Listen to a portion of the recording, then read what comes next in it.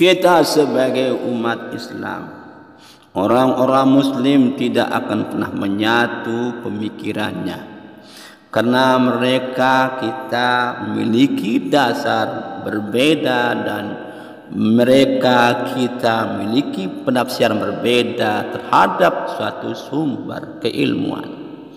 Al-Quranul Karim, hadis Nabi SAW yang ditafsirkan oleh ulama pun berbeda hasilnya, sehingga terjadilah berbagai macam nama-nama kelompok atau mazhab. Dalam fikih disebut mazhab Hanafi, mazhab Maliki, mazhab Syafi'i dan mazhab Hambali. Demikian juga dalam akidah ada mazhab Asy'ari, mazhab Maturidi dan mazhab lain-lainnya. Semuanya itu mereka mengambil kesimpulan sebuah pemikiran dari Al-Quranul Karim ataupun hadis Nabi kita Muhammad SAW, kemudian diajarkan kepada para pengikutnya, orang-orang yang pelajari tentang keagamaan, tentang agama Islam dalam berbagai aspek keilmuan. Maka apa yang dihasilkan oleh para ulama itu, itulah hasil jerih payah mereka atau ijtihad mereka dalam berkesimpulan sebuah satu pemikiran.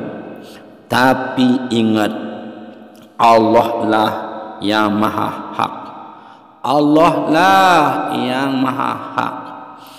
Oleh karena itu Imam Syafi'i mengatakan dalam sebuah ungkapan yang cukup tenar, ra'i sawabun yahtamilul khata', pandanganku bisa benar juga bisa mengandung kesalahan.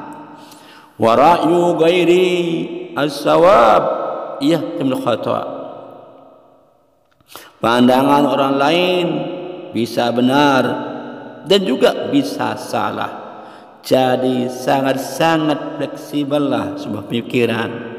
Oleh karena itu tidaklah pantas kalau kita mengatakan ini apa, ini apa, ini apa, karena Allah lah yang akan memberikan satu keputusan kelak.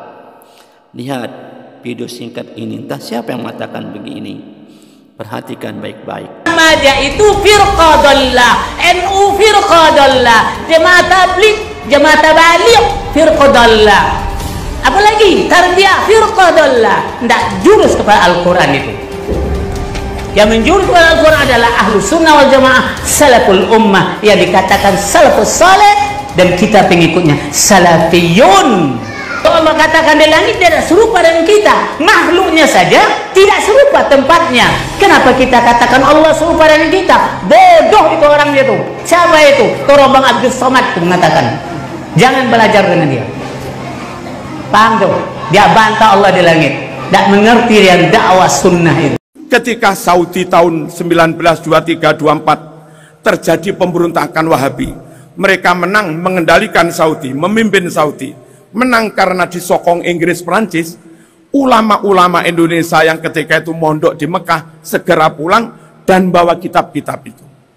Mbah Hashim As'ari, Mbah Wahab, Mbah Bisri, Syekhona, Mbah Hasan Ginggong, Mbah Ridwan Blitar, Kang Mas Roziki, dulu juga di Mekah sekitar 7 tahun. Mbah Munawir Kerapia, Mbah Zubair, abahnya Mbah Maimun Zubair, dan yang lain-lain dulu mondok di sana. Begitu Arab rame-rame mereka pulang. Apa itu? Kitab Bukhari Muslim tafsir setelah Wahabi menang di sana dimusnahkan, lalu dicetak kitab baru yang sudah dirubah-rubah.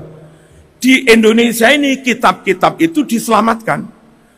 Santri-santri dalam jumlah ratusan bawa ribuan kitab berdus-dus itu dibawa pulang ke Indonesia. Dan sampai sekarang Sahih Bukhari itu masih ada. Sampai sekarang Ibnu Katsir versi lawas itu masih ada. Sampai sekarang Bulughul Maram, Subulus Salam, versi lawas itu masih ada. Yang di sana sudah dimusnahkan. Apa itu? Negeri ini wajib dijaga, sebab negeri ini tempat Allah menyelamatkan ribuan kitab Sahih Bukhari Muslim. Negeri ini tempat Allah menyelamatkan ribuan naskah tafsir yang di Arab sana sudah dimusnahkan, lalu diterbitkan kitab baru yang sudah berubah. Makanya peduli Islam harus peduli Ahlus Sunnah wal Jamaah. Menjaga Islam supaya tetap utuh harus berahlus sunnah wal jamaah. Dan supaya Ahlus Sunnah wal Jamaah sak kitab-kitabe tetap aman, harus menjaga NKRI ini. Karena di negeri ini Allah selamatkan ribuan kitab yang di Arab dulu dibakar, yang di Arab dulu dimusnahkan. Di pundak umat Islam Indonesia, mungkin NU, mungkin Muhammadiyah, ada dua tanggung jawab yang harus dipikul bareng-bareng. Apa tanggung jawab pertama? Amankan semua kitab, jangan sampai itu rusak, sebab di Arab sudah dimusnahkan. Yang kedua, jaga NKRI, jangan mau propaganda untuk merubah NKRI. Propaganda apapun, meskipun bertitel negara khilafah, negara syariah, negara apapun, itu sejatinya propagandanya kaum Wahabi mengatasnamakan Islam. Kalau itu dituruti, NKRI bubar, berdiri negara Islam, capek negara Islam tapi isinya Wahabi. Kalau kami suruh milih, mending milih NKRI, isinya Ahlus Sunnah wal Jamaah, yang Islamnya asli, kitabnya asli, daripada negara bermerek negara Islam tapi isinya Wahabi, kitabnya sudah dimusnahkan lalu diganti kitab baru. Nah, beban berat, misi berat menjaga agama, menjaga keaslian kitab, menjaga keaslian ajaran, menyampaikan, membimbing masyarakat tetap sesuai dengan itu, plus terus-terusan memahamkan bahwa menjaga negara sejatinya menjaga kitab-kitab itu. Menjaga kitab-kitab itu sejatinya menjaga keaslian Islam. Ber-NKRI dalam rangka menjaga keutuhan Islam. Berislam yang benar juga dalam rangka menjaga NKRI. Tugas berat yang teramat berat itu nggak mungkin saya tok melakukan, nggak mungkin Ibu Gubernur tok melakukan, nggak mungkin Pak Yai Sujak tok, nggak mungkin Pak Yai Ridwan Nasir tok, Yai Roziki melakukan.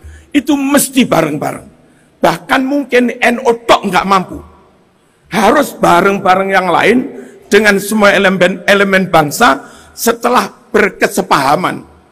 Kenapa harus begini? Ini loh Mas. Kenapa harus begini? Ini loh Mas. Oke, kita bareng-bareng. Jaga Islam, juga jaga NKRI. Makanya perlu berorganisasi, bahkan organisasi pun nggak bisa. Satu organisasi tok, mesti bermitra, mesti berta'awun, bersinergi dengan organisasi lain untuk menjaga keutuhan dan keaslian Islam dan menjaga NKRI harga mati. Allahumma shalli ala sayyidina